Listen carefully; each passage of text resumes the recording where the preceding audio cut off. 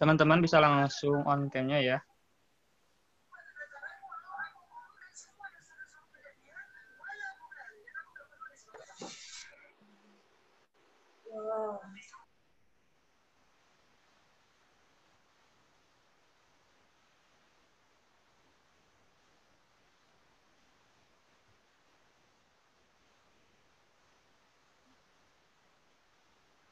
Silakan isi presensi terlebih dahulu di room chat-nya.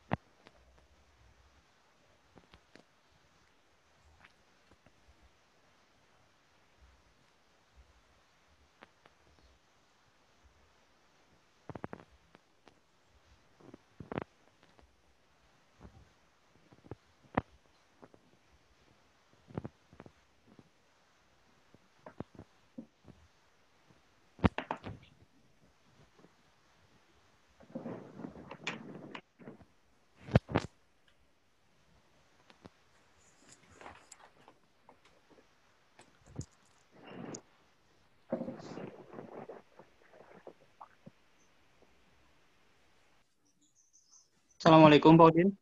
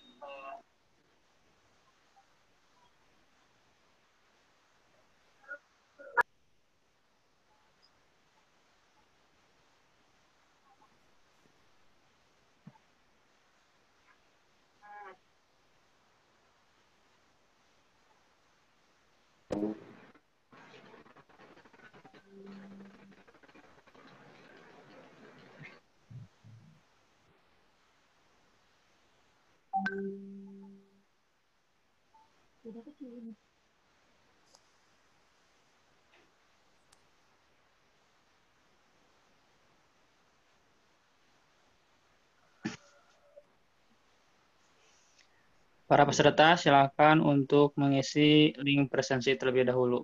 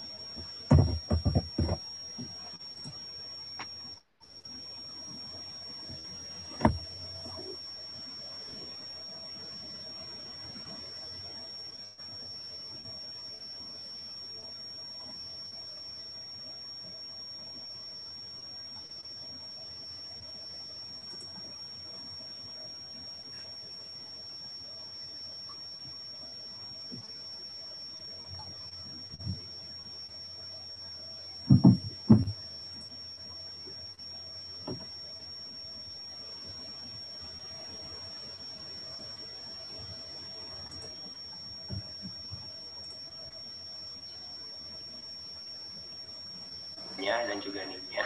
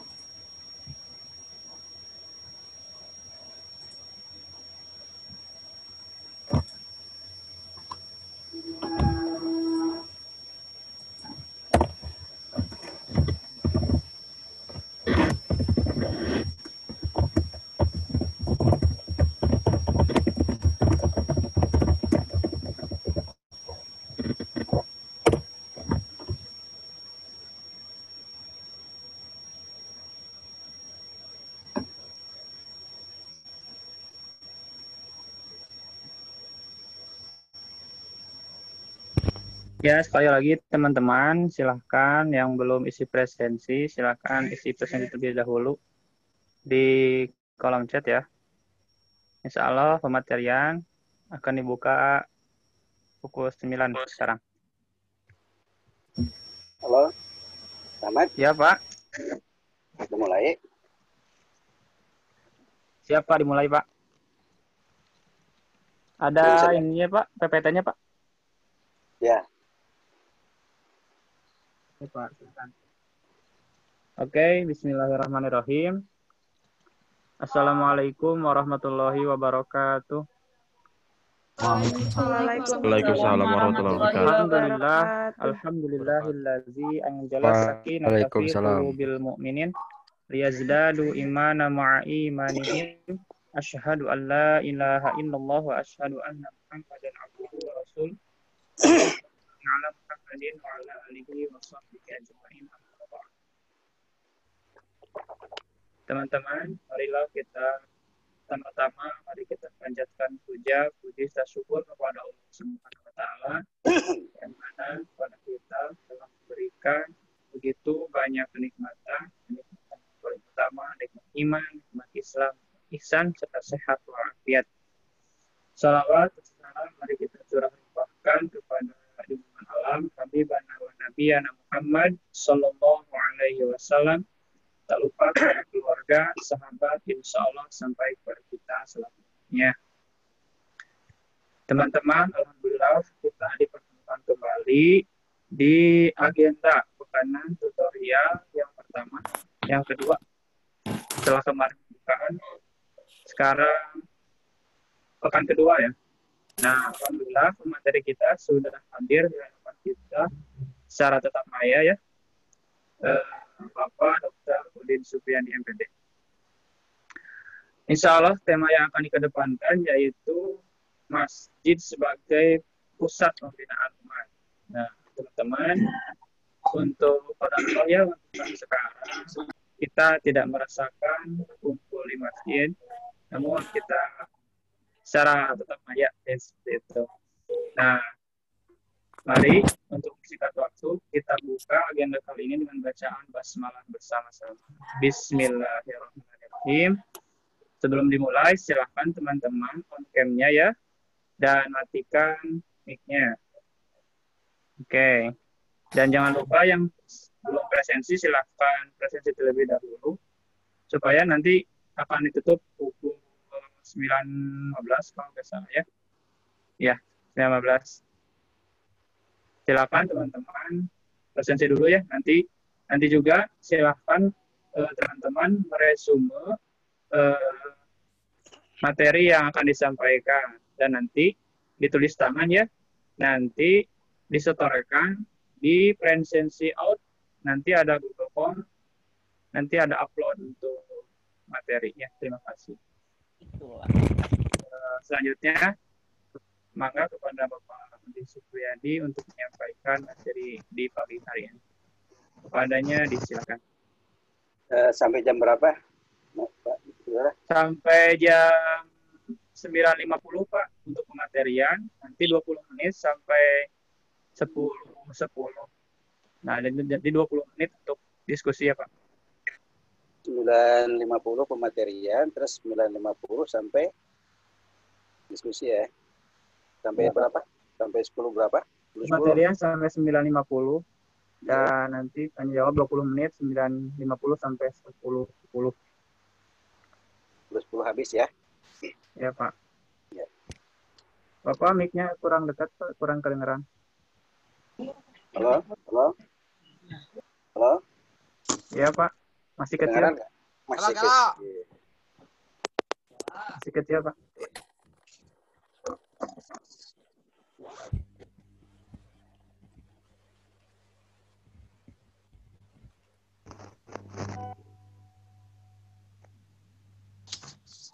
Pak Udin. Assalamualaikum. Gimana suaranya? Iya Pak, lumayan. Assalamualaikum. Oke. Iya Pak, cukup Pak. Ini jurusan apa aja nih? Campur ya? Iya Pak, campur. Ada daya olahraga dari FMI Pak juga. A'udzubillahi minasyaitonirrajim. Bismillahirrahmanirrahim. Assalamualaikum warahmatullahi wabarakatuh. Waalaikumsalam warahmatullahi Waalaikumsalam warahmatullahi wabarakatuh. Alhamdulillahirabbil alamin wassalatu wassalamu ala Rasulillah wa ala alihi wa ashabihi ajmain. Saudara sekalian, para mahasiswa baru, alhamdulillah pada minggu kedua saya bisa bersua bertatap muka dengan Anda semua dalam kegiatan pelaksanaan tutorial PAI ya. Dan saya baru beberapa bulan berhenti dari ketua program tutorial ya. Tapi walaupun demikian, kenapa berhenti? Karena bukan berhenti ya, saya regenerasi lah kepada adik-adik saya untuk melanjutkan kepengurusan tutorial karena saya ditugasi untuk jadi ketua prodi. Tentu yang pertama ucapan selamat pada Anda sebagai mahasiswa baru UPI ya, mudah-mudahan Anda sukses dan jangan lupa 3,5 tahun target Anda harus sudah selesai ya, jangan sampai berlarut-larut. Oke, saudara sekalian, tema yang diberikan sama panitia kepada saya yaitu terkait dengan masjid sebagai pusat pembinaan umat ya. Temanya itu, judulnya itu mudah-mudahan pada kesempatan hari ini saya bisa memberikan materi secara tuntas walaupun mungkin waktunya terbatas juga ya. Oke, saudara sekalian, kita tahu bahwa masjid itu adalah merupakan Baitullah yang berfungsi sebagai pusat ya. Jadi masjid itu sebagai pusat peribadatan dan pusat kegiatan kemasyarakatan yang memiliki peran yang sangat strategis tentu dalam rangka membina akhlak dan sosial keagamaan umat Islam. Oleh karena itu umat Islam diperintahkan untuk memamurkan masjid yang sasarannya tentu agar umat Islam konsisten beribadah kepada Allah, membentuk landasan dan pegangan hidup, serta melaksanakan kewajiban kemasyarakatan, serta membentuk kepribadian yang teguh dan istiqomah sebagai pengantar ya. Nah, karena itu dalam surat At-Taubah Allah mengingatkan kepada kita, innama ya'muru masajidallah man amana billah wal yaumil akhir aqamas shalah wa ataz zakah wa lam yakhsha ila Allah fa'asa ulaika ayyakuna minal muhtadin. Jadi hanya yang memamurkan masjid Allah adalah orang-orang yang beriman kepada Allah dan hari kemudian, serta mendirikan salat, mengeluarkan zakat, dan tidak takut kepada siapapun selain kepada Allah. Mereka lah orang-orang yang diharapkan termasuk golongan-golongan yang mendapatkan petunjuk. Ini perintah Allah tentu terkait dengan masalah kemasjidan ya, termasuk di dalamnya mendirikan masjid. Saudara sekalian, mari kita lihat, kita akan lihat penjernihan istilah ya. Kita sering mendengar perkataan masjid ya.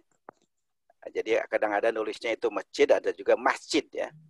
Perkataan masjid ini berasal dari kata bahasa Arab yaitu sajadah.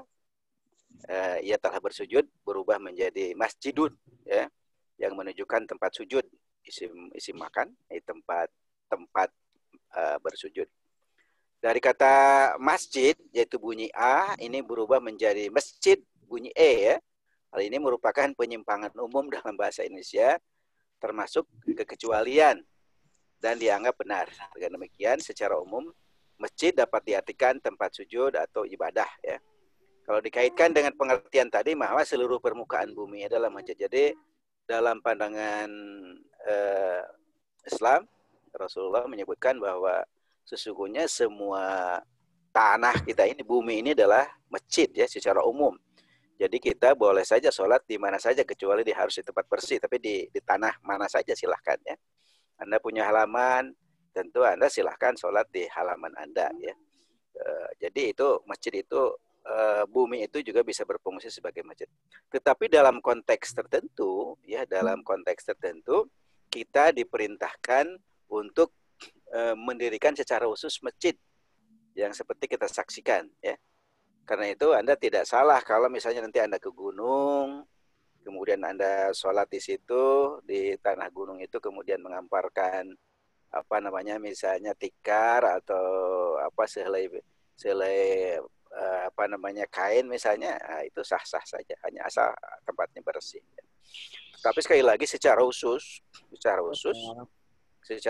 kita diperintahkan oleh Allah ya, oleh Rasulullah, yaitu untuk mendirikan bangunan yang berfungsi sebagai tempat sujud atau tempat sholat, seperti itu. Nah, itu demikian saudara sekalian terkait dengan masalah istilah masjid ya. Nah, kemudian kalau bicara fungsi masjid tentu banyak ya. Yang pertama, sebagai pusat kegiatan keagamaan dan ibadah khusus seperti yang kita saksikan bersama. Di situ banyak orang yang datang ke masjid, walaupun masjid tidak semua penuh ya. Untuk sholat-sholat wajib tertentu mungkin penuh ya, seperti Jumatan misalnya itu penuh.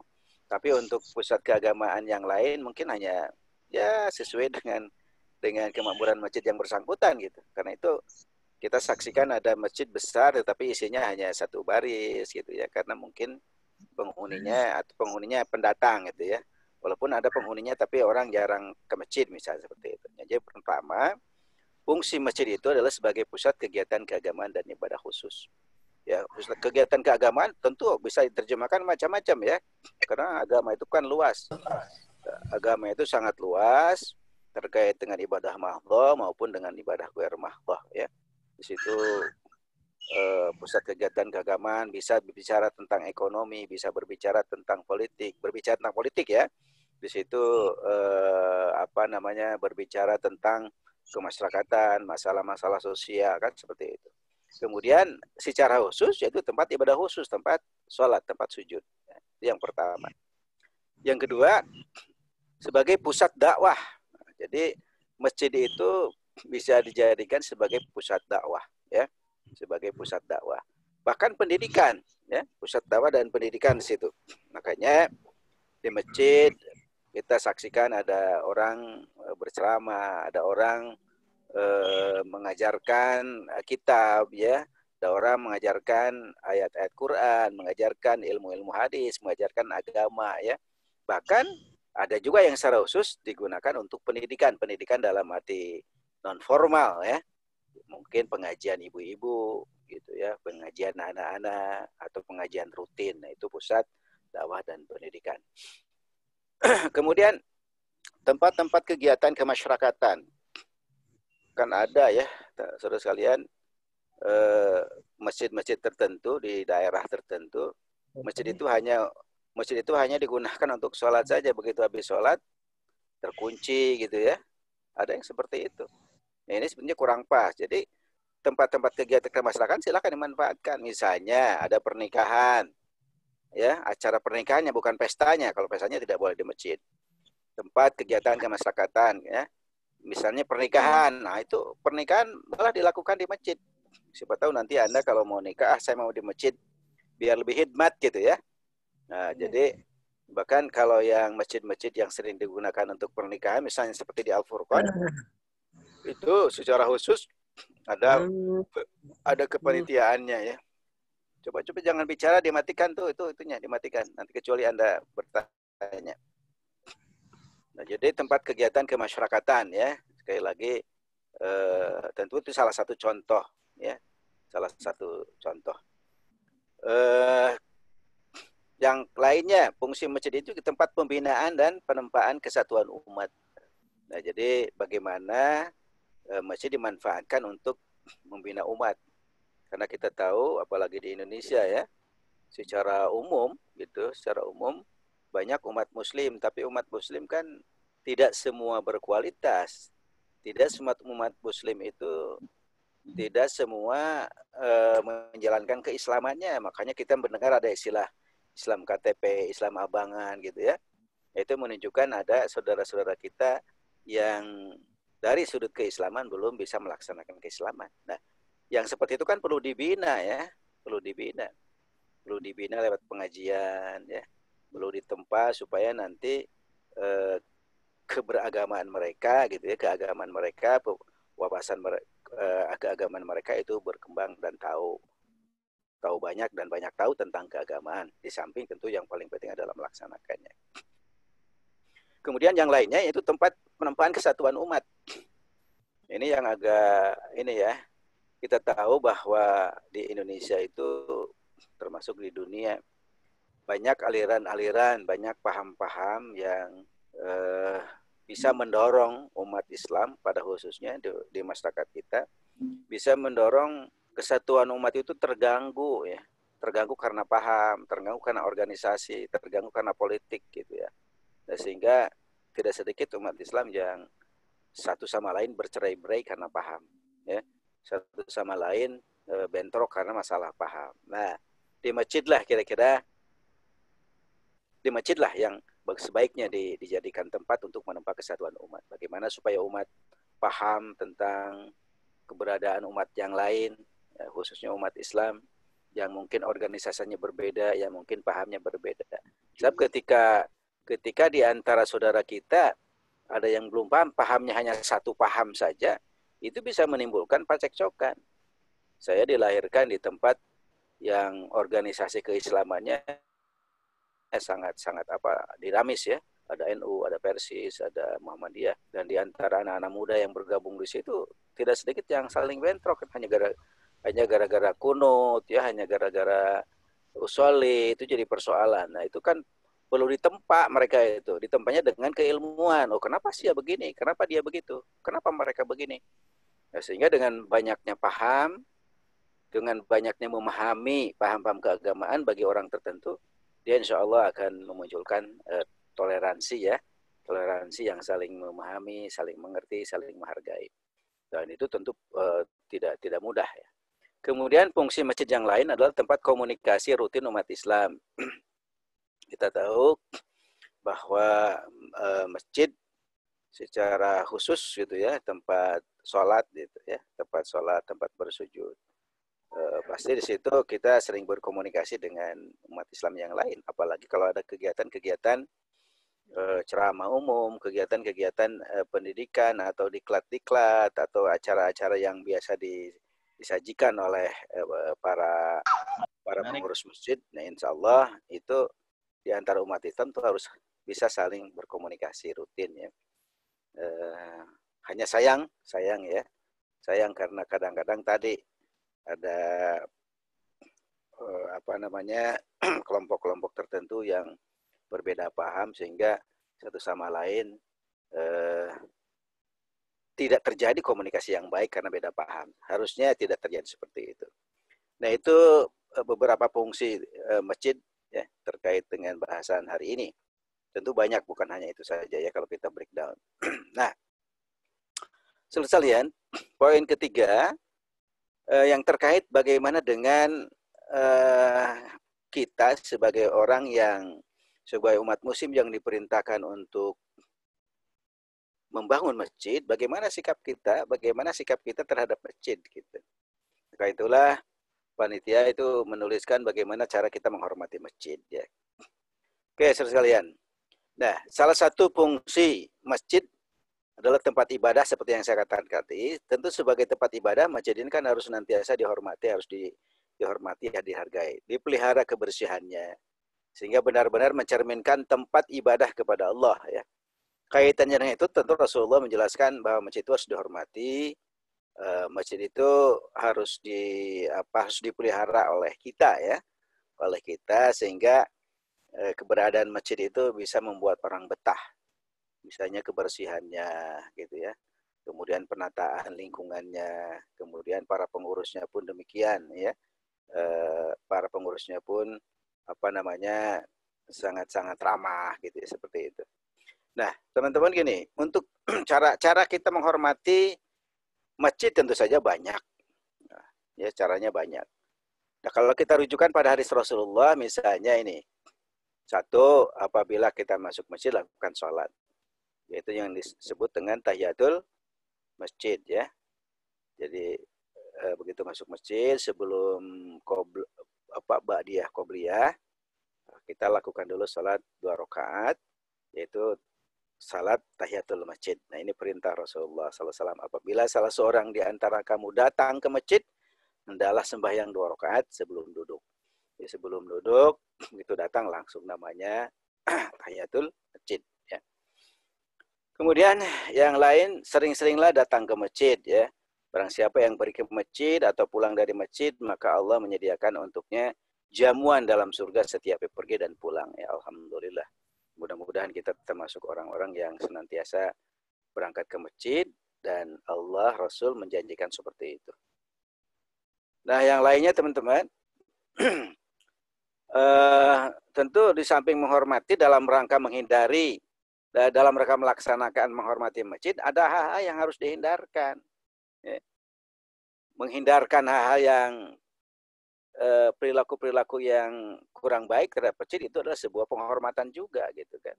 Apa itu? Misalnya meludah ya. Jadi di masjid ya jangan sampai meludah gitulah. Apabila salah seorang di antara kamu berdiri untuk sholat, maka janganlah ia meludah ke depan, sebab jangan artinya ke depan ke belakang juga ya, karena mengotori kan. Seperti itu. Kemudian membuang kotoran ya, atau sampah atau apa kan, kadang-kadang kita saksikan di dalam masjid kotor gitu ya. Saya kalau di satu tempat pernah mau khutbah, ketika khutbah itu harus ngelap dulu pakai tisu ya, lap dulu pakai tisu karena ya di masjidnya kebul gitu, kotor gitu ya. Apalagi secara sengaja ya membuang kotoran, nah itu jadi tidak layak lah ya. Karena sesungguhnya masjid-masjid tidak selayaknya bila sampai kena kencing atau kotoran, kayak itu tempat berzikir kepada Allah ya, dan tempat membaca Quran. Jadi harus bersih. Kemudian yang lainnya mencari benda hilang. Kalau mencari benda hilang, ini diingatkan juga barang siapa yang mendengar seseorang mencari sesuatu benda yang hilang dalam masjid adalah dikatakannya semoga Allah tidak mengembalikannya kepadamu, sebab masjid didirikan bukan untuk itu. So, sekalian gini, terkait dengan hal ini memang di kita banyak kasus di Al-Furqan misalnya. Itu masjid itu kadang oleh orang yang tidak bertanggung jawab dijadikan sasaran untuk mencuri ya. Di TV beberapa hari yang lalu ada orang yang datang ke masjid untuk membongkar kotak infak ya. Di masjid tertentu hampir tiap Jumat barang hilang itu. Karena itu teman-teman kalau bawa sepatu ya sebaiknya dititipkan. Apalagi Anda pakai sepatu Adidas, Skechers ya, itu pastilah jadi sasaran empuk karena Skechers kan lumayan harganya sampai 1,5 juta gitu. Jadi pencuri itu sekarang udah tahu, wah ini sepatu Skechers ya. Bekasnya sih kalau dijual itu lumayan ya, dijual 300-400 malah laku ya. Karena belinya saja udah 1,5 juta misalnya gitu. Itu jadi jangan sampai kalau ingin mencari benda yang hilang ya jangan tanyakan ke pengurus masjid. Barangkali insya Allah biasanya kalau di pengurus masjid di Al-Furqan misalnya itu ada tempat khusus barang yang hilang itu disimpan di ini sehingga bisa menghubungi. Jadi jangan sampai cari-cari ke sana sini di masjid. Jangan. Kalau sepatu pasti itu mah hilangnya karena diambil pencuri. Tapi kalau Anda titipkan insya Allah, karena itulah sebagai pengurus masjid DKM mestinya juga mempersiapkan bagaimana supaya jamaah itu aman ya dari sisi itu. Mungkin diingatkan gitu. Ya, berbeda dengan pakai sepatu, kalau setelah jepit biasanya bukan dicuri, biasanya tertukar ya. Nggak sadar orang karena mirip-mirip gitu. Tapi kalau yang bagus-bagus ya saya juga mau khutbah pakai sepatu bagus, disimpan di tempatnya bahkan ya. Disimpan di tempatnya, bukan sembarang nyimpen. Karena tidak ada yang nungguin ya udah ya diambilnya gitu. Sepatu bagus lah gitu ya. Terjadi beberapa orang sepatu yang bagus, sandal yang bagus diambilnya. Setelah dilihat dari CCTV ternyata ya ada orang yang suka datang gitu. Alhamdulillah itu bisa ditandai ya. Nah, itu artinya apa? Bahwa pengurus masjid mestinya mempersiapkan bagaimana supaya masjid itu dari sisi keamanan bisa terjaga. Kemudian jual beli di masjid, ya. Kalau Anda nanti suka jual-jualan tuh, jangan di masjid lah, di luar masjid boleh. Jangan transaksi di masjidnya, gitu. Kalau bicara ekonomi silakan, bicara jual beli silakan, tapi jangan bertransaksi di masjid. Nanti transaksinya di luar masjid, gitu. Dan beda berbicara jual beli dengan praktek jual beli kan beda ya, seperti itu. Nah, itu diingatkan oleh Rasulullah SAW. Apabila kamu melihat seseorang yang berjual beli dalam masjid, maka ucapkanlah semoga Allah tidak akan menguntungkan dagangannya. Nah, itu ada keterangan karena semacam itu ya. Nah, ini soal mengeraskan suara ya. Jadi hal yang dilarang di masjid itu mengeraskan suara, bukan dalam arti mengeraskan suara jorokan tuh apa namanya, ngaji. Kalau ngaji mungkinnya dilihat juga, walaupun ngaji itu membaca Quran bagus, tapi Anda mestinya dilihat juga ada orang yang sholat enggak gitu. Jadi hormati yang sedang sholat itu. Kan bisa baca Quran, bisa pelan, barangkali asal terdengar sendiri gitu ya, seperti itu. Apalagi jorokan itu para rogoh gitu ya. Di masjid, di lompatan, jorokan itu para rogoh, nah itu harus dihindarkan ya. Apalagi situ ada orang yang beritikaf dan sebagainya. Nah, itu saya kira hal-hal yang harus dihindarkan sebagai sebuah tindakan menghormati masjid gitu, etika ke masjid ya. Jadi etika Islam dalam hal kaitannya dengan masjid. Jadi ada hal yang dilarang, ada hal yang diingatkan oleh Rasulullah. Maksudnya supaya apa? Supaya kita tetap melaksanakan penghormatan terhadap masjid, takdim terhadap masjid ya, adab terhadap masjid seperti itu. Oke teman-teman, di bagian penutup nanti kita banyak diskusi ya. Nah, melihat peranan masjid yang begitu strategis, jadi peranan masjid atau fungsi masjid itu sangat strategis dalam melaksanakan kemakmuran masjid.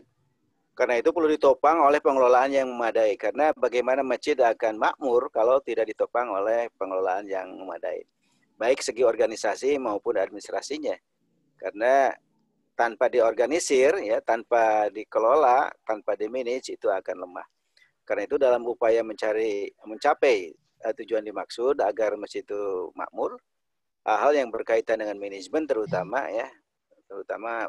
pengurusan masjid, itu sangat penting karena itu dapat mengarahkan pada usaha memakmurkan masjid secara maksimal. Jadi masjid bisa makmur secara maksimal, masjid bisa ramai dengan kegiatan-kegiatan keagamaan atau kemasyarakatan, kegiatan sosial, tentu itu perlu di-manage. Karena itulah di masjid biasanya setiap masjid ada DKM, ya, Dewan Kemakmuran Masjid. Di DKM ada pengelola-pengelolanya sehingga memungkinkan untuk bisa makmur. Saya kira demikian pengantar dari saya. Disilahkan kepada saudara moderator. Barangkali nanti kita lanjutkan dengan diskusi supaya tidak banyak bicara saya nanti dengan diskusi. Silakan, disilakan.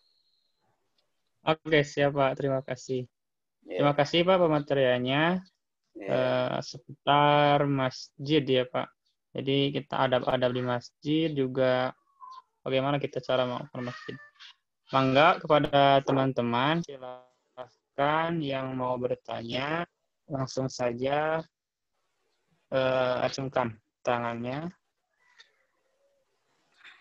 atau langsung menyalakan mic-nya silahkan.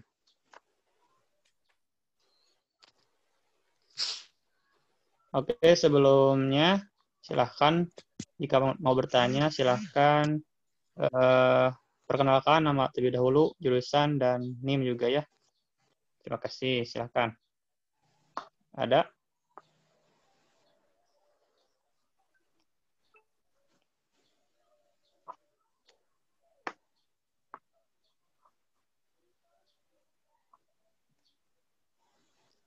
Oke, silahkan Muhammad Fahri. Silahkan on-kan mic-nya. Assalamualaikum warahmatullahi wabarakatuh. Waalaikumsalam warahmatullahi wabarakatuh. Silakan perkenalkan dulu namanya. Saya Muhammad Fahri Husayani dari Prodi PJKR. Saya ingin bertanya untuk adab-adab masjid. Ini saya pernah mendengar katanya di masjid itu nggak boleh menyilangkan lengan seperti ini, Kak. Tidak boleh menyilangkan lengan Oh seperti gitu. ini. Terus nggak boleh selonjoran, itu benar enggak ya?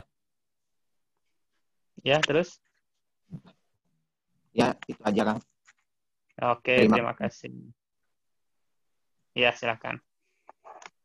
Oke, Mangga. Selanjutnya ada lagi. Kita tampung dulu 3 pertanyaan, Pak. Ya, enggak. Oke, silakan. Kezia, silakan. Halo Kang, Assalamualaikum. Sudah ada? Silakan aktifkan Iya mic-nya. ada Kang. Oke, silakan. Assalamualaikum, nama saya Tia dari kelas kimia. Mau bertanya, Ya, silakan. yang permasalahan tadi yang dilarang mencari benda yang hilang di masjid.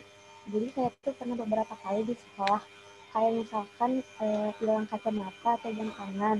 Terus tujuan mencarinya itu pasti langsung ke masjid gitu. Nah, itu ketemunya gimana? Oh, oke.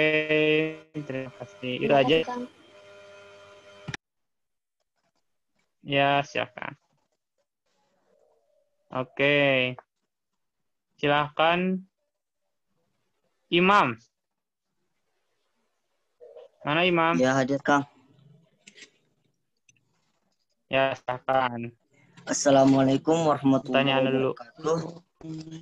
Izin memperkenalkan diri. Nama Waalaikumsalam. saya Imam Matnur dari Prodi PKO kelas A. Mau bertanya Kang, yang dimaksud dengan memakmurkan Ya, masjid silakan. tersebut, apakah orang yang membangun masjid dengan bermegah-megah, apa orang yang melakukan atau melaksanakan untuk kebaikan-kebaikan di dalam masjid, Kang? Gitu. Oke.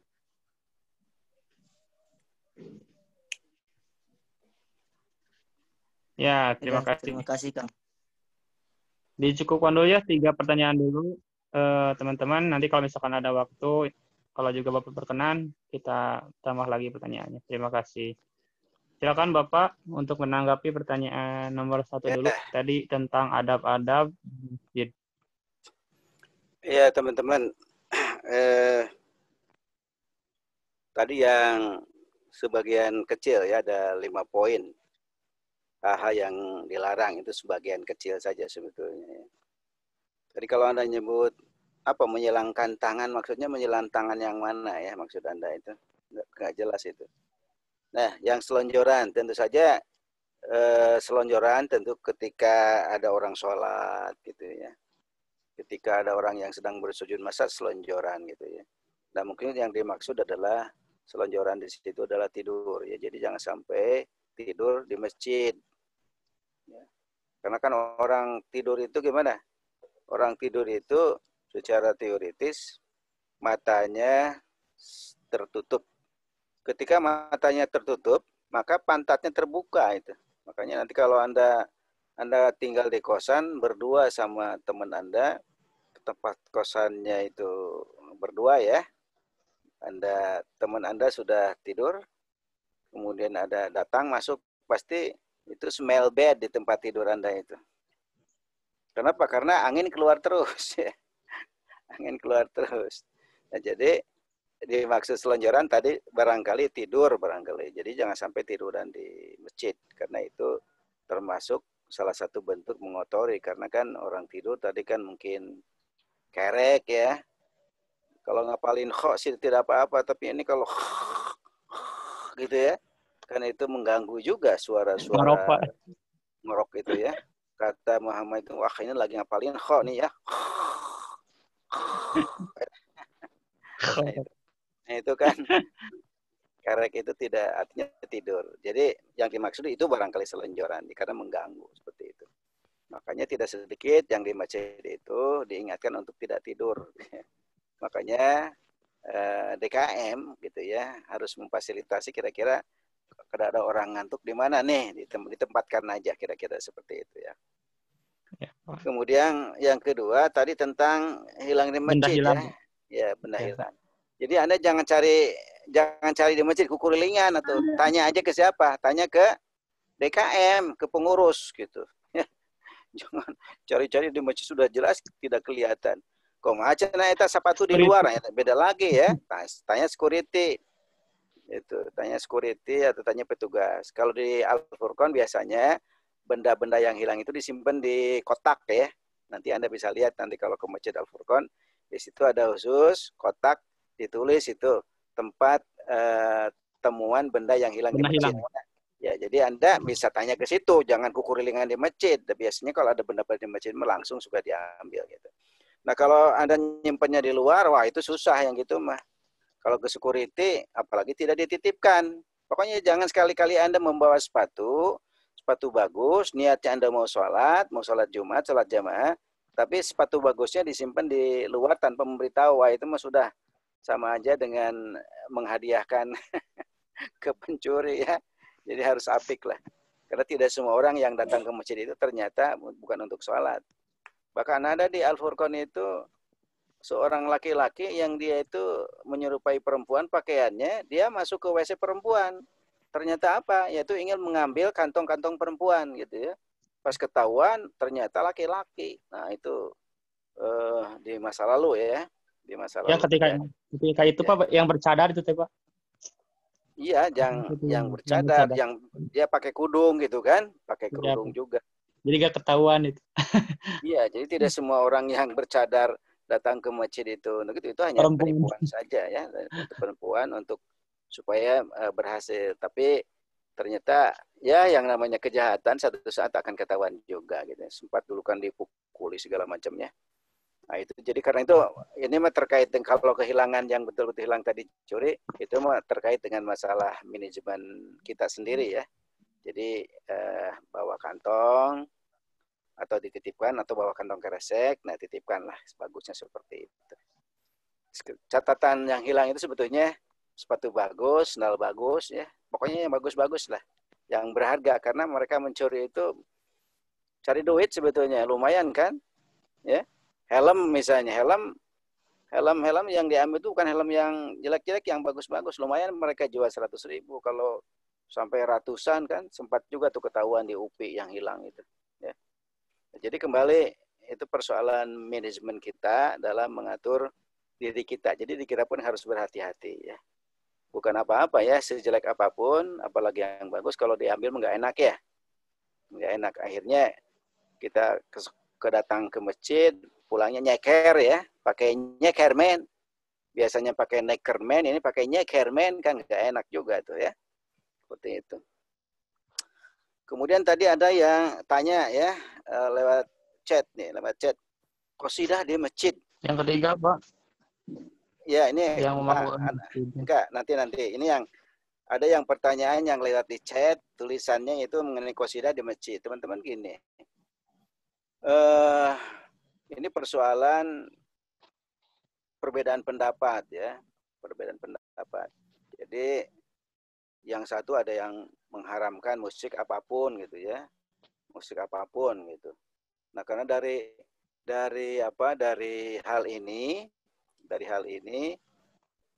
muncullah pendapat yang satu mengharamkan, yang satu tidak. Tentu nanti berdampak pada boleh tidaknya di masjid kan seperti itu.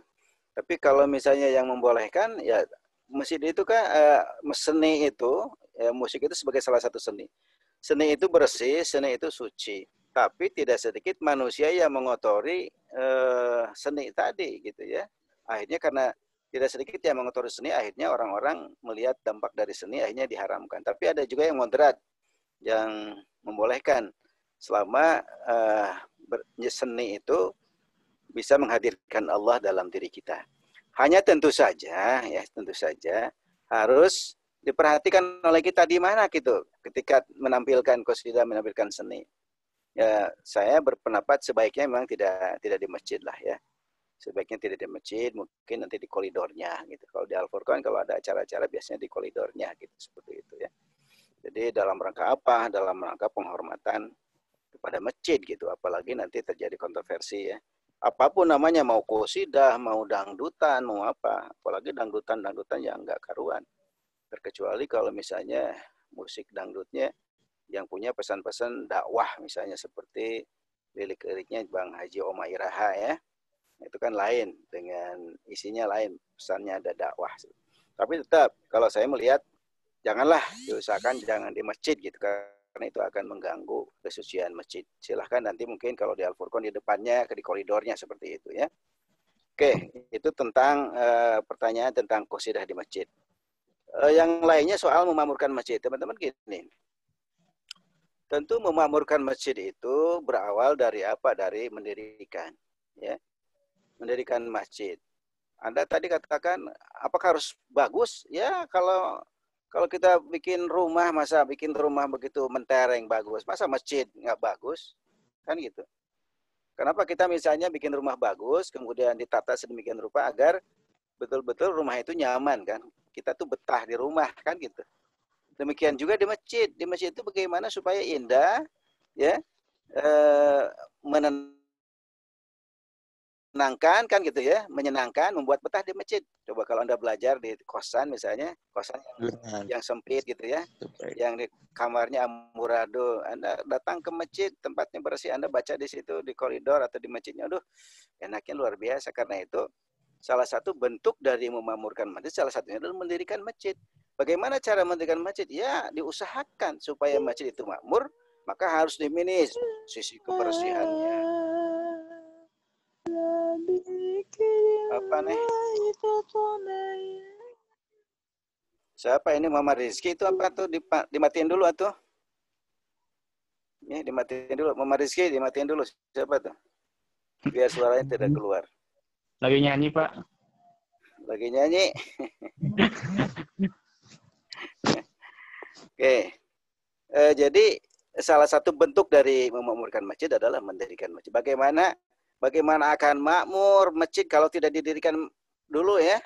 Nah, sekarang supaya makmur, masjid itu makmur dalam pengertian aktivitasnya ramai, aktivitas kegiatannya ramai, tidak sepi, tidak hanya untuk sholat saja. Tentu di situ butuh apa? Di situ butuh keorganisasian. Nah, salah satu bentuk memakmurkan itu keorganisasian, artinya ada pengelolanya, pembagian-pembagiannya kan tidak mungkin saat berbagai kegiatan dikelola oleh satu orang, karena itu dibagilah. Nah, itu pentingnya pengurus masjid seperti itu. Ya, ada keorganisasiannya, ada kepengurusannya, ada butuh sekretariatnya dan sebagainya. Jadi untuk memakmurkan masjid, di samping membangun masjid, maka dibutuhkan satu tadi keorganisasian, kepengurusan, ya, sehingga dengan kepengurusan mudah-mudahan semakin dapat memakmurkan masjid. Nanti kan ada khusus misalnya sekretaris, ya, ada bendahara kan gitu ya. Kemudian yang lainnya mungkin ada biro-biro atau seksi, ada biro kebersihan, ada biro dakwah, ada biro pendidikan, ada biro khusus ibadah mahdhah ya. Nah, terserah. Itu biasanya polanya beda-beda, sangat tergantung pada jenis masjid. Kalau jenis masjidnya jenis masjid yang di Al-Furqan, karena Al-Furqan itu misalnya di UPI itu termasuk masjid kampus, nah, manajemennya pun beda. Yang ngurusnya pun pengurus PNS yang ada di UPI, tidak ada pengurus dari luar gitu. Beda misalnya nanti di Masjid Cipaganti, itu masjid pemerintah, pasti ketua DKM ditunjuk oleh pemerintah Kota Madya Bandung. Atau misalnya Masjid Ukhuwah, atau misalnya Masjid Masjid Agung. Nah, itu kan punya pemerintah, pasti itu ditunjuk oleh pemerintah lewat depak biasanya. Nah, nanti kalau di masyarakat pun macam-macam itu ya. Macam-macam, ada masjid keluarga. Nah, kalau masjid keluarga biasanya dimanage oleh keluarga, jarang oleh yang lain.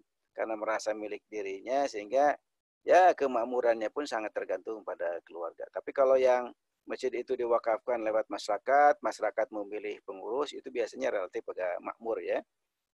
Makmur lah, beda gitu, beda kondisinya. Jadi sekali lagi, memakmurkan masjid itu dari mulai membangun, mulai meramaikan, memanage, termasuk mengindahkan masjid.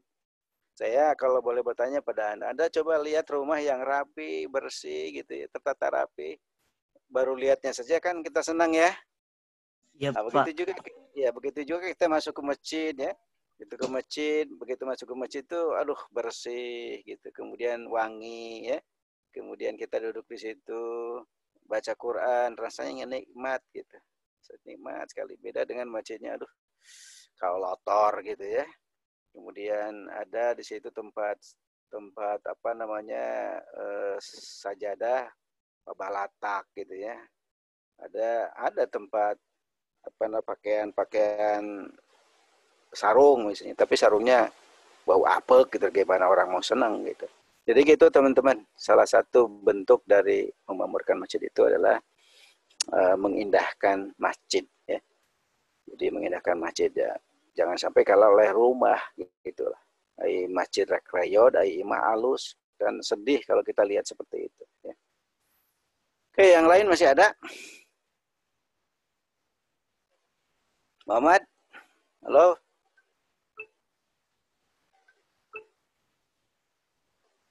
Ya, Pak. Silakan atau satu lagi ya, Pak. Masih ada, silakan. Masih ada yang penasaran? Silakan. Assalamualaikum. Silakan.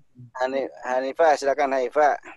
Assalamualaikum warahmatullahi wabarakatuh. Saya Haifa dari Prodi Kimia C. Kan gini ya Pak, gak boleh berisik. Tapi kan anak-anak biasanya suka main-main gitu, lari-lari, segala macam. Nah, jadi suka dimarahin sama pengurusnya teh. Nah, jadi anak-anak jadi gak mau lagi ke masjid. Nah, gimana cara mengedukasi anak-anak dengan baik? Iya. Masih ada? Muhammad langsung dijawabnya. Halo Muhammad. Oh, maaf. Wildan, ayo Wildan, silakan. Bismillahirrahmanirrahim. Assalamualaikum warahmatullahi wabarakatuh. Assalamualaikum warahmatullahi wabarakatuh. Terlebih dahulu perkenalkan, nama Wildanul Mufti, NIM 201004, Prodi dari PJKRC. Izin untuk bertanya Pak, kan di sebagian masjid itu suka ada musyawarah lalu suka disiapin makanan. Nah, apakah boleh nggak makan-makan di masjid gitu Pak? Terima kasih. Assalamualaikum warahmatullahi wabarakatuh. Ya. Oke teman-teman. Yang kedua dulu ya. Yang kedua dulu nih. Tadi soal musyawarah kan salah satu bentuk kegiatan memakmurkan masjid ya. Supaya ya mungkin karena ingin membangun maka musyawarah dulu kan gitu ya. Ingin ada kegiatan-kegiatan musyawarah dulu, apalagi misalnya kegiatan-kegiatan Ramadan dan sebagainya bermusyawarah. Nah, biasanya di kita itu ada begitu musyawarah apa? Ada di ujung itu ada ngopi ya, syukuran teh makan-makan. Ya, makan-makan gitu ya. Nah, kalau saya sebagai pengurus masjid, sebagai ketua DKM nih, kalau ada kegiatan makan-makan biasanya saya tidak di ruang utama. Jadi pindah gitu. Dipindahin. Jadi di sini masjid, ruang utama saya pindah. Jadi makan-makannya bukan di dalam masjid, ya, tetapi di koridor gitu. Biasanya begitu seperti di Al-Furqan. Di Al-Furqan juga suka ada makan-makan, tapi tidak makan-makan di dalam ruangan utama masjid. Di bawah biasanya gitu. Itu salah satu bentuk cara, ya itu soal cara saya pikir ya. Soal cara. Jadi itu yang berhak mengatur, kewajibannya mengatur yaitu DKM, pengurus DKM. Jadi jangan bedakan, wah ini walaupun syukuran makan-makan ya boleh sih makan-makan, tapi jangan di tempat sholat itulah, jangan di ruang utama. Ada tempatnya kan, kalau di Al-Furqan biasanya di bawah, bahkan ada ruang khusus untuk makan kalau di Al-Furqan itu. Ya. Kalau yang makannya sedikit, misalnya khotib gitu kan, di ruang sekretariat di bawah. Kalau banyak biasanya di ruang di ruang rapat ada khusus seperti itu. Di aula. Salah satu cara etika supaya kita tidak termasuk orang-orang yang mengotori. Yang namanya makan nasi gitu kan, pasti sok aya nu jatuhnya. Makan sayur, kadang-kadang sayurnya tumpah gitu kan, karpetnya jadi bau gitu. Itu hindarkan lah gitu. Jadi saya melihat itu soal manajemen ya, soal memanage, soal pengaturan. Jadi bukan tidak boleh makan ya, makan di masjidnya jangan, tapi di tempat yang lain di sekitar masjid supaya tidak jauh. Ya. Saya sebagai DKM juga begitu, jangan di sini, di sana tuh tempatnya, di pinggir. Gitu. Jadi ya mereka juga nurut, nanti jamaah pindah ke tempat itu. Gitu. Itu saudara Wildan ya. Nah ini soal anak-anak. Ini teman-teman. Ada pengurus masjid yang kadang-kadang edukasi terhadap anaknya kurang bagus. Misalnya budaknya lompatan gitu ya. Lompatan. Namanya juga anak-anak ya. Lompatan, suami jerit-jerit kan gitu kan. Nah itu. Nah, dari satu sisi kan perlu kita itu mendidik anak-anak mempersiapkan generasi penerus supaya mereka senang masjid. Maka dari itu, kalau strategi saya, kalau ada bapaknya tentu bapaknya harus ngerti. Tapi kalau ada guru ngajinya, biasanya yang memanage siapa guru ngajinya. Gitu. Misalnya, kalau ruangan itu ruangan utama masjid ya silakan nanti anak-anaknya suruh pindah ke tempat tertentu. Karena anak-anak itu bagaimana orang tua juga sih, ya bagaimana orang tua. Kalau mereka itu punya waktu, misalnya habis sholat, kemudian suka muncul kan lari misalnya oleh kita, silakan ke sana tuh anak-anak. Gurunya, ayo sini kumpul di sini. Itu soal apa? Soal pengaturan ya. Karena itu sekali lagi perlu diedukasi. Edukasinya gimana nanti pada saat tertentu mungkin anak-anak dikumpulkan oleh gurunya dikasih. Gurunya mengasih pengertian pada anak-anak, nanti kalian kalau lari-lari jangan di situ ya, boleh di sini lari-larinya. Tapi kan kalian pengen belajar kan ya. Nah, kalau belajar jangan lari-lari sebab kalau belajar sambil lari-lari kan capek juga. Jadi edukasi. Jadi beri pengertian kepada mereka ya. Diatur sedemikian rupa lah. Jangan diusir. Kalau diusir budak mah nanti males saya kesana. Kenapa si Pak Haji suka ngejewer saya misalnya ya. Si Pak Haji itu Pak DKM suka nyepret gitu kan ya. Malah anak-anaknya jadi nggak mau. Nah, bagaimana membuat betah anak-anak di masjid, nah, tapi kita memberikan edukasi yang baik. Jadi sekali lagi kembali pada persoalan seberapa kualitas dari pengelola tersebut ya. Karena saya yakin anak-anak kan datang ke masjid bukan hanya sekedar sholat, tapi untuk belajar ngaji Quran, belajar agama. Karena di situ ada guru ya. Saya kira perlu diperhatikan. Jadi nanti pada saat tertentu mungkin diingatkan untuk tidak lari-lari gitu ya, seperti itu. Gitu saudara siapa tuh? Saudara Haipa. Haipa ya. Karena gini teman-teman gini, yang namanya anak-anak itu kan dunia anak itu apa? Dunia anak itu dunia main ya. Satu dunia main, konsentrasi terbatas gitu kan. Mereka belum paham mengenai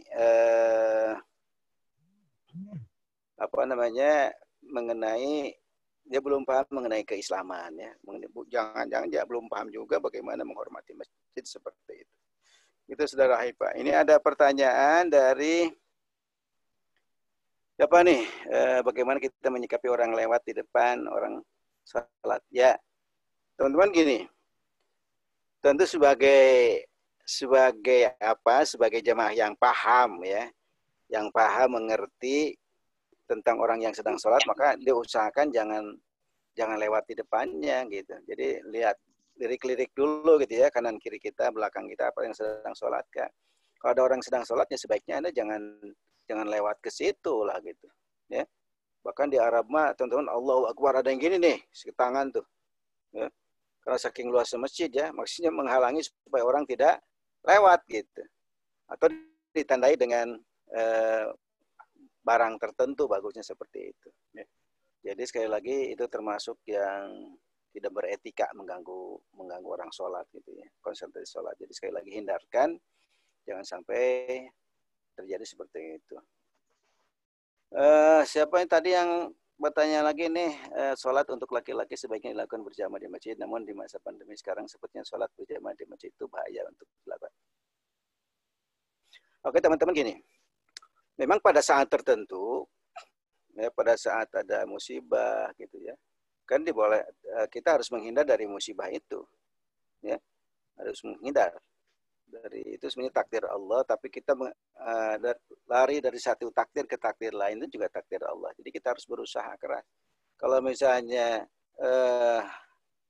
Anda tidak ke masjid karena situasinya membahayakan, ya nggak apa-apa, nggak ke masjid juga. Kan kondisi darurat ya. Saya pernah menutup, sebagai ketua DKM, menutup masjid untuk tidak sholat Jumatan. Satu, karena ada larangan, peringatan dari pemerintah, PSBB. Kedua, dari hasil survei waktu itu, selama 2 minggu saya survei, jamaah tidak tertib. Jamaah tidak tertib gimana? Tidak menggunakan masker ya. Jadi tidak menggunakan masker, kan saya katakan udahlah, kita stop, kasih pengumuman bahwa untuk minggu depan sesuai dengan peringatan pemerintah, selama PSBB ditiadakan. Walaupun ada jamaah, kenapa Pak Udin katanya, itu kan urusannya urusan sakit, urusan takdir, saya katakan kan kita juga harus berusaha lari dari satu takdir ke takdir yang lain. Walaupun ada ya yang ekstrim kan. Nah itu tentu kira-kira Anda memilih kematian, memilih sakit atau sholat di masjid? Kan itu pilihan yang harus dipilih ya. Tentu Anda hindarkan dari penyakit itu sholat di masjid. Tapi jangan gini, ke masjid enggak, sholat tentu jangan. Itu ya tentu buruk dua-duanya, nggak boleh. Ya. Oke. Apalagi nih, kalau misalnya ada pencurian di masjid dan barang kita dicuri di depan mata kita. Ya, itu soal pilihan. Kalau Anda itu barang Anda ada di depan Anda dan dicuri, ya tentu saja batalkan, kan Anda tidak tenang ya. Batalkan saja sholatnya, tangkap oleh itunya, nanti Anda sholat. Itu soal pilihan saya pikir. Jadi jangan sampai ketika Anda sholat, terus tahu barang Anda dicuri dan ada orangnya, kemudian Anda teruskan. Kira-kira gimana? Sholat Anda gimana? Sholat Anda gimana? Pasti nggak akan fokus ya? Nggak akan fokus. Nggak akan fokus. Jangankan gitulah, misalnya Anda sholat berjamaah nih. Anda sholat berjamaah, ada orang nangis, anak nangis, terus nangis. Sebaiknya batalkan salah seorang, kemudian anak itu dibawa keluar. Itu kan sebetulnya ada satu usaha untuk menyenangkan orang lain juga, dan itu bagus pikir. Anda mungkin batalkan sholat Anda, kemudian anak itu karena mengganggu orang lain, terus-terusan gendong, kemudian bawa keluar dan supaya diam. Nanti setelah itu baru Anda sholat lanjutkan. Gitu, itu soal pilihan saya pikir yang gitu-gituan ya. Apalagi ada pencuri ya. Karena itu supaya barang Anda tenang, merasa titipkan ya, titipkan di tempat penitipan. Di masjid-masjid besar selalu ada tempat penitipan. Kemudian oke, ini nih ada yang bertanya, katanya belakangan ini sudah rajin sholat Pak, ketika bersama teman-teman malas. Nah ini teman-teman gini, ketika Rasulullah Sallallahu Alaihi Wasallam mau meninggal ya, salah satu yang diamanatkannya apa? As-sholat, as-sholat, as-sholat. Jangan gagal sholat, jangan lupa sholat, jangan lupa sholat. Kenapa? Karena kalau Anda perhatikan sholat itu kan sangat ibadah yang amat sangat penting, ya. Dan tidak ada alasan kecuali orang yang orang gila, ya, wanita yang haid kan gitu ya. Ya tidak ada anak kecil.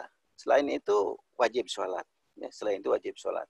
Orang yang tidak sholat kan dosa besar gitu ya. Orang yang tidak sholat itu dosa besar.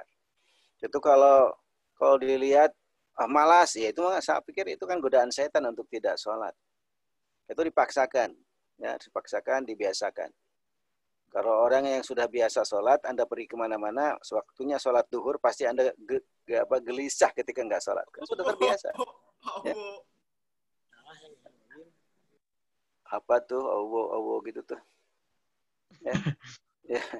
Jadi kembali coba Anda analisis ya, syahadat, sholat, zakat, puasa, haji ya. Haji nggak apa-apa kalau tidak mampu. Ya. Orang tidak zakat nggak apa-apa kalau tidak mampu. Gitu. Puasa kalau nggak bisa karena sakit parah nggak usah puasa, ganti nanti sama yang lain. Coba sekarang sholat. Alasan apa? Selama pikirannya waras, Ingat, sakit apapun dia wajib sholat sesuai dengan kemampuannya. Makanya wajib bagi orang yang sehat berdiri. Kalau nggak kuat berdiri, ya duduk. Kalau tidak kuat duduk, gimana? Tidur, Pak. Berbaring, Pak, berbaring. Nggak boleh sholat sambil tidur. Enak banget sholat sambil tidur. Berbaring, Pak. Jadi awas, beda konsep tidurnya beda ya dengan berbaring. Jadi sholat itu tidak boleh sambil tidur. Nanti salah kedengar orang lain. Sholat itu tidak boleh sambil tidur. Yang boleh berbaring atau terlentang. Itu boleh ya. Karena beda kan konsep tidur dengan berbaring. Itu diperbolehkan. Itu artinya apa? Saking pentingnya sholat. Nggak bisa bergerak, silakan Anda karena mungkin Anda di rumah sakit, tangannya lagi gini, Anda silakan dengan hati Anda. Dengan isyarat-isyarat. Saking pentingnya sholat. Ya. Makanya sering kalau kita analisis, di antara ibadah-ibadah yang ternyata tidak boleh ditinggalkan itu sholat. Ya, karena yang ditinggalkan itu bukan sengaja ditinggalkan ya, seperti zakat karena memang tidak mampu, haji karena memang tidak mampu. Jangankan yang mampu aja kalau lagi pandemi kan tidak boleh berangkat ke haji, membahayakan kan gitu. Seperti makanya harus aman kan gitu. Zakat pun tidak apa-apa kalau tidak punya harta. Puasa kalau penyakitnya sangat parah nggak usah puasa, silakan ganti dengan pidzah kan gitu. Tapi sholat nggak ada alasan.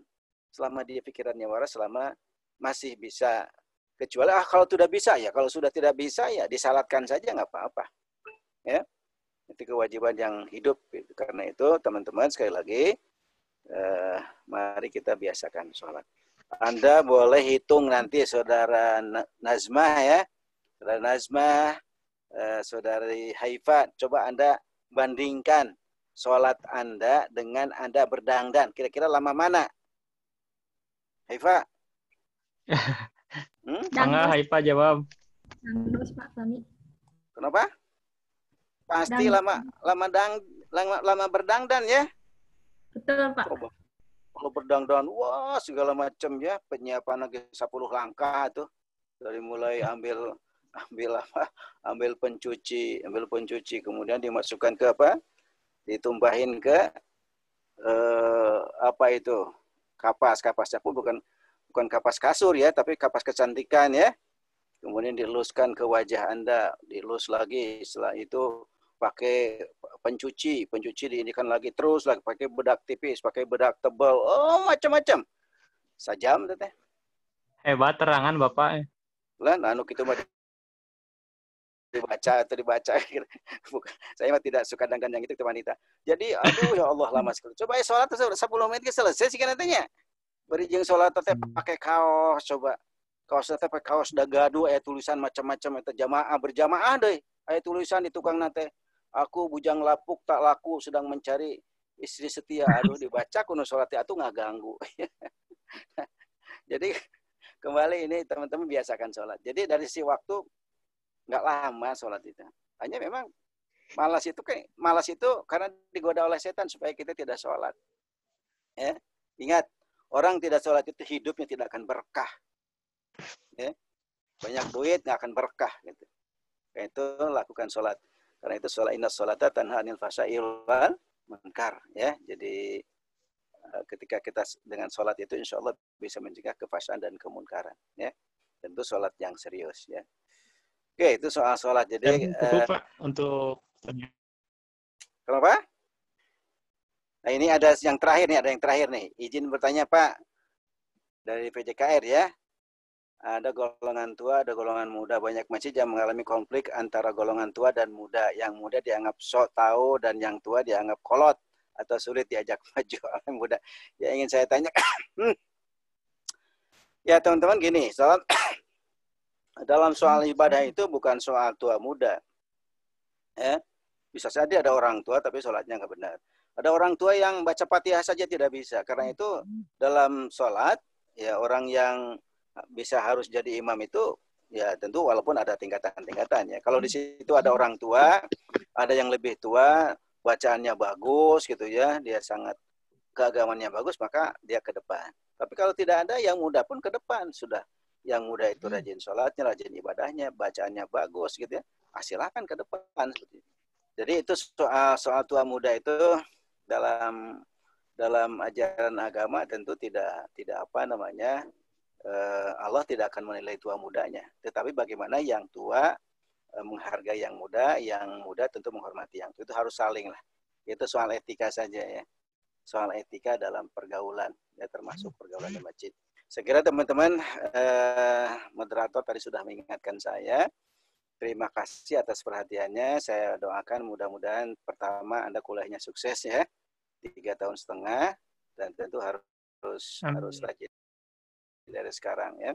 Kemudian Anda belajar agama, sekali lagi bukan menjadikan orang-orang yang ekstrim ya, tetapi bolehlah menjadi orang-orang yang es krim, boleh ya. Es krim makan selembut hati penuh kasih. Asik. Kepada siapapun yang berbeda ya, kepada siapapun yang berbeda kita hargai, kita hormati. Mereka adalah saudara kita. Kalau soal perbedaan pendapat itu soal biasa. Karena itu belajar agama, perbanyak ilmu ya, supaya kita tahu banyak ilmu dan tahu banyak dan banyak tahu. Nah, pesan saya terakhir, more knowledge, more skill, more choices ya.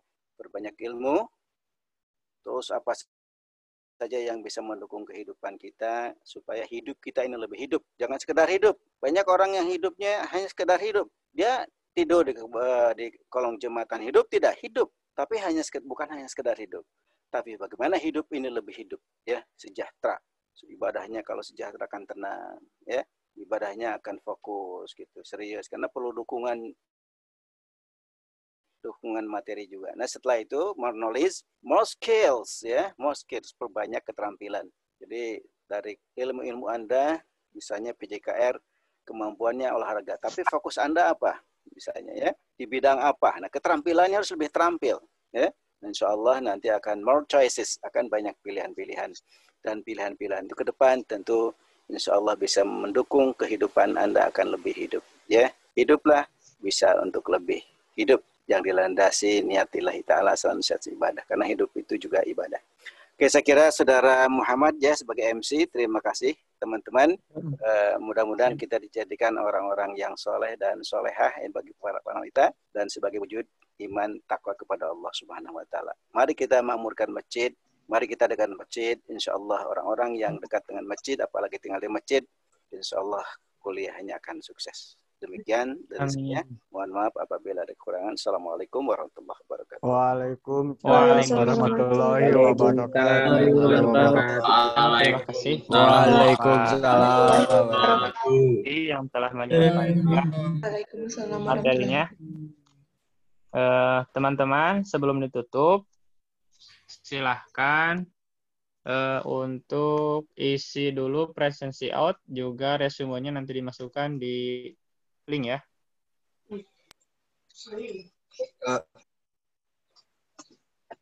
Boleh teman saya untuk mengirimkan lagi link presensinya di kolom chat ya.